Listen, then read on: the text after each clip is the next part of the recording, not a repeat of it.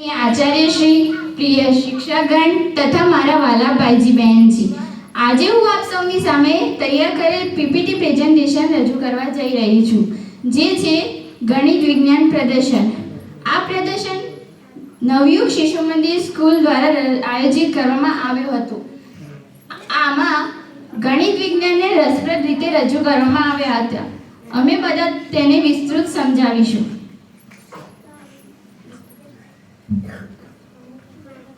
Senior કેજીના બાળકો આત્મવિશ્વાસથી પોતાની રજૂઆત કરી રહ્યા હતા.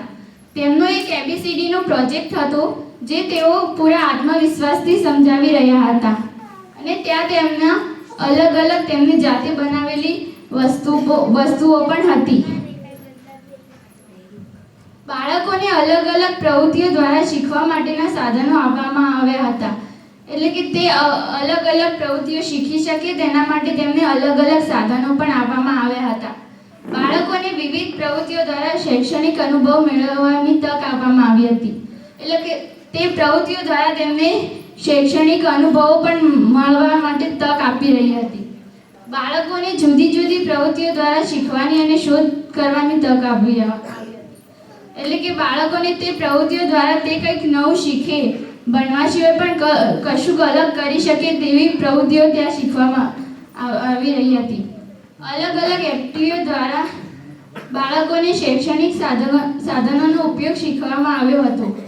એટલે કે તેમને અલગ અલગ એક્ટિવિટીઓ દ્વારા અલગ શીખી શકે તેના માટે પણ ત્યાં એવું સાધનોનો કઈ રીતે ઉપયોગ કરવો ત્યાં તે શીખવાડવામાં આવી રહ્યું હતું. અને તેઓએ તે જાતે પણ બનાવ્યું હતું. તમે મારી આટલી વાત સાંભળી શાંતિપૂર્વક તે માટે તમારો આભાર. નમસ્કાર. ધોરણ 6 માં યોજાયેલી રૂપાંતર પ્રવૃત્તિ દ્વારા વિદ્યાર્થીઓએ જાગૃતિ, આત્મવિશ્વાસ, આત્મગૌરવ, નિર્ધારણ, આયોજન, અવરોધોનો સામનો કરવાની શક્તિ, સંવાદ કળા તથા સારી ટેવો જેવા ગુણો વિકસાવવાનો પ્રયાસ કરવામાં આવ્યો હતો. આ પ્રવૃત્તિએ વિદ્યાર્થીઓના વ્યક્તિત્વ વિકાસમાં મહત્વપૂર્ણ યોગદાન આપ્યું હતું. ત્યાં ધોરણ 6 માં એક રૂપાંતર તરીકે પ્રવૃત્તિ યોજવામાં આવી હતી. ત્યાં અમુક મૂલ્યો હતા, જેવા જાગૃતિ, આત્મવિશ્વાસ, આત્મગૌરવ જેવા મૂલ્યો તેમને શીખવવામાં આવ્યા હતા અને સારી ટેવો પણ શીખવાડવામાં આવી હતી. આંખ ઉપર પટ્ટી બાંધીને રંગો અને ચિત્રો ઓળખવાની રમૂજી પ્રવૃત્તિ દ્વારા વિદ્યાર્થીઓએ પોતાની યાદશક્તિ અને સમજ વધારી. આ સાથે મગજના બંને ભાગોને એક્ટિવ રાખવાનો પણ સુંદર પ્રયાસ થયો હતો. ત્યાં અમે જે પ્રોજેક્ટ જોયો હતો, ત્યાં આંખ ઉપર પટ્ટી બાંધીને તેઓ હાથમાં અમે જે પણ વસ્તુ આપે તે વસ્તુ કયા રંગની છે તે ઓળખી શકતા હતા. અને આથી આપણી યાદશક્તિ પણ વધે અને મગજના બંને ભાગો આપણા એક્ટિવ થાય છે. અને આ પ્રોજેક્ટ મને ખૂબ જ ગમ્યો હતો. સૂર્ય કુકર બનાવવાની પ્રવૃત્તિ. સૂર્યપ્રકાશનો ઉપયોગ કરીને ઉર્જા ઉત્પન્ન કરવાનો પ્રયોગ. ત્યાં એક એવો પ્રયોગ હતો જ્યાં સૂર્યપ્રકાશનો ઉપયોગ કરીને ઉર્જા ઉત્પન્ન કરવાનું હતું. ડેમનું સેન્સર આધારિત મોડેલ. પાણીનું સ્તર વધતા જ આપમેળે ખુલ્લું થતું ગેટ. ત્યાં જેમ ડેમમાં પાણીનું સ્તર વધે તેમ ડેમનો ગેટ ખુલી જતો હતો, એવો એક પ્રોજેક્ટ હતો. સૂર્યમંડળનું મોડેલ. ગ્રહો કેવી રીતે ગતિ કરે છે અને સૂર્યમંડળ કેવી રીતે કાર્ય કરે છે તેનો અભ્યાસ. ત્યાં એક એવો મોડેલ હતો જ્યાં ગ્રહો કઈ રીતે અવકાશમાં કામ કરે છે તેના વિશે સમજાવવામાં આવ્યું હતું. ઉર્જા ઉપયોગ અંગે જાગૃતિ. સૂર્ય ઉર્જાનો ઉપયોગ કરી પર્યાવરણ રક્ષણનો સંદેશ. એટલે કે આપણે સૂર્ય ઉર્જાનો કઈ રીતે ઉપયોગ કરીને પર્યાવરણને બચાવીએ તેના વિશે શીખવાડવામાં આવ્યું હતું. રાસાયણિક પ્રયોગો. વિવિધ દ્રાવણો અને પ્રતિક્રિયાઓ દ્વારા રાસાયણિક પ્રક્રિયાની સમજ અને આત્મવિશ્વાસ અને ટીમવર્ક. તમામ વિદ્યાર્થીઓએ આત્મવિશ્વાસ સાથે જૂથમાં કાર્ય કર્યું હતું.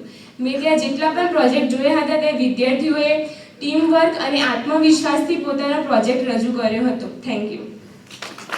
શિક્ષણ ઇન્દ્રિયો દ્વારા જ્ઞાન. બાળકોના સર્વાંગી વિકાસ માટે 5 ઇન્દ્રિયો પર આધારિત શિક્ષણ. બાળકોના સર્વાંગી વિકાસ માટે 5 ઇન્દ્રિયો વડે તેઓને સમજાવવામાં આવે છે. હાથ અને આંખોનો સમન્વય વધારતી પ્રવૃત્તિઓ. સ્પર્શ અને દ્રષ્ટિ દ્વારા પ્રયત્ન અનુભવ. હાથ અને આંખોનો સમન્વય વધારે તેવી પ્રવૃત્તિઓ પણ હતી.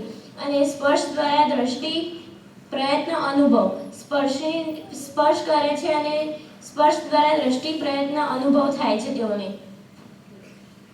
બૌદ્ધિક વિકાસ અને તાર્કિક શક્તિ આકારો અને ગણિત ભૌમિતિક આકારો સમજવા માટેના પઝલ બોર્ડ હોય છે. ભૌમિતિક આકારો ગણિતમાં તેઓને આકાર શીખવા માટે પઝલ બોર્ડ હોય છે. સમયની સમજ અઠવાડિયાના વાર શીખવા ક્રિએટિવ સાધનો તેઓને અઠવાડિયાના વાર શીખવા માટે પણ સાધનો હોય છે.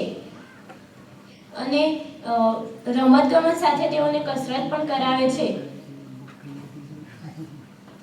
બાળકોને આકર્ષે તેવા રંગીન અને 3D અક્ષરો બાળકોને ખબર પડે તેવા રંગીન અક્ષરો પણ હોય છે.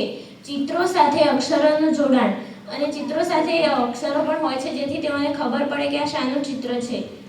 અંગ્રેજીમાં માધ્યમના પાયાથી મજબૂત શરૂઆત જે નાના હોય છે તેઓને પણ અંગ્રેજીમાં ત્યાં તૈયારી કરવામાં આવે છે. Thank you. સર્જન અને સર્જનાત્મક નકામી વસ્તુઓમાંથી શ્રેષ્ઠ સર્જન. નકામી વસ્તુઓમાંથી તેમને સારી વસ્તુઓ પણ બનાવી હતી. પેપર ગ્લાસ અને કાગળમાંથી બનાવેલી સુંદર ગીંદડીઓ. વિદ્યાર્થીઓમાં કલ્પના શક્તિનો વિકાસ થાય. પ્રોજેક્ટ આધારિત શિક્ષણ. આર્કિટેક્ચર અને ડિઝાઇનોમાંથી પાયાની સમજ. ઘર મંદિર અને બ્રિજના લાઈવ મોડલ્સ. પુસ્તકીય જ્ઞાનમાંથી આગળ વધીને પ્રોજેક્ટ જ્ઞાન. ઉજવણી. દિવાળી કાર્ડ્સ અને ઉત્તરાયણ નિમિત્તે પતંગની સજાવટ. તેઓ દિવાળી પર કાગળમાંથી વિવિધ પ્રકારની વસ્તુઓ બનાવતા જેમ કે પતંગ. રાષ્ટ્રીય ભાવના. રિપબ્લિક ડે પ્રજાસત્તાક દિન નિમિત્તે તિરંગા હસ્તકલા પરંપરા અને શિક્ષણનો સમન્વય. તેઓએ રિપબ્લિક ડે એટલે કે પ્રજાસત્તાક દિવસના દિવસે ઝંડો હોય છે તેમને પેપરમાંથી બનાવ્યો હતો. Launching model. અવકાશમાં ઉપગ્રહ મોકલવાની પ્રક્રિયા સમજાવતું મોડેલ તૈયાર કર્યું હતું. એટલે કે આપણે અવકાશમાં ઉપગ્રહ કેવી રીતે મોકલી શકીએ છીએ તેનું એક સારું મોડેલ તૈયાર કરીને તેમને બનાવ્યું હતું. રોકેટ લોન્ચિંગ પ્રવૃત્તિ. નાના રોકેટનું પ્રદર્શન કરી લોન્ચિંગ કેવી રીતે થાય તે સમજાવ્યું. ચંદ્રયાન મિશન પ્રસ્તુતિ. ભારતના ચંદ્રયાન મિશન વિશે માહિતી આપી અને તેનું મોડેલ બનાવવામાં આવ્યું હતું. Satellite model. ઉપગ્રહ સેટેલાઇટ કેવી રીતે પૃથ્વીની કક્ષામાં પૃથ્વીના વાતાવરણમાં ફરતું રહે છે તેનું પણ મોડેલ તૈયાર કર્યું હતું. વિજ્ઞાન પ્રેમ અને કુતૂહલ વિકસવું આ પ્રવૃત્તિઓ દ્વારા વિદ્યાર્થીઓમાં અવકાશ વિજ્ઞાન પ્રત્યે અને જિજ્ઞાસા વધારાય. સાધન અને તેનો ખર્ચ. સાદો પંખો. આપણે જે ઘેર પંખો વાપરીએ છીએ જો આપણે સોલર સિસ્ટમનો ઘેર ઉપયોગ કરીએ તો તેનો 1 કલાકમાં 0.98 પૈસાનો ખર્ચ થાય. સ્માર્ટ પંખો એટલે કે જે આપણે રિમોટ વડે ચાલતો પંખો હોય તેનો સોલર સિસ્ટમના દ્વારા ઉપયોગ કરવાથી કલાકમાં 0.06% પૈસાનો ખર્ચ થાય છે. લાઇટિંગ 0.15 પૈસાનો 1 કલાકમાં ખર્ચ થાય છે. ઉર્જા મિત્રવાન. ઉર્જા બચાવવા માટેની જાગૃતિ એટલે કે સોલર સિસ્ટમનો ઉપયોગ કરીએ તો ઉર્જા બચી શકે છે. સૌર ઉર્જા, સોલર એનર્જી અને ભવિષ્યની ટેકનોલોજી. સૌર ઉર્જા ભવિષ્યમાં ખૂબ જ ઉપયોગી થવાની છે. Thank you.